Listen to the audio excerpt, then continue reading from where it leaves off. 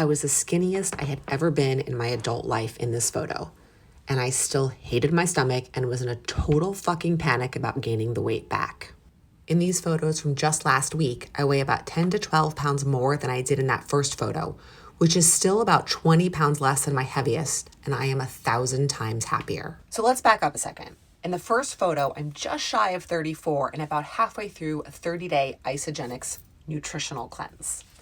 If you don't know, Isagenix is a meal replacement borderline starvation diet. 2 shakes a day and 1 meal. Then twice a month for 2 days, you eat nothing. So yeah, I lost a bunch of weight. And I remember this day so clearly. I was still 2 weeks away from finishing, but the panic had already set in about how I would keep the weight off. Once I started eating real food again. Once I had to be around Ben's snacks, dinners out, and summer barbecues with no rules in place. Spoiler alert, I didn't maintain it. Literally, the day after I finished, we were at a friend's barbecue and there were lobster tails for dessert. Not the fish, the giant cream-filled pastries. And I gorged myself on them.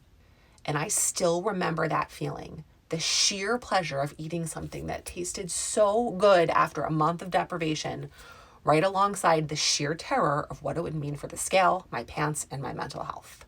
But here's the part that matters.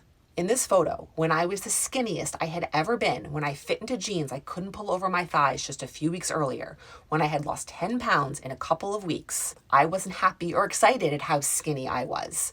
I was actually the opposite, in a full-blown panic about how to maintain it.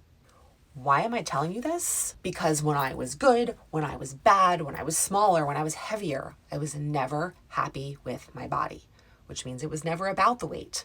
It was about the fact that my body never looked the way I wanted it to, even when it was smaller. My stomach still rolled over my pants. I still didn't have a jawline. My boobs were still saggy. And being smaller didn't change how I felt about any of that. So here's the crux. The biggest diet culture myth is that losing weight means you'll finally like how you look.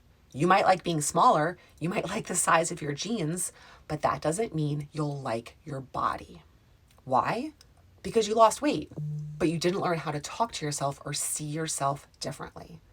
That's why there's always going to be something else to fix. I'm 10 pounds heavier today than in that first photo and 1,000 times happier. Not because I gave up on myself or I eat whatever I want, quite the opposite, but because I learned how to like myself, even if my stomach rolls over my pants and I'm buying a size 14 instead of a 12 sometimes. I help women lose weight every day. But alongside that, you also have to learn the skills that change how you see your body. And that's my superpower as a coach.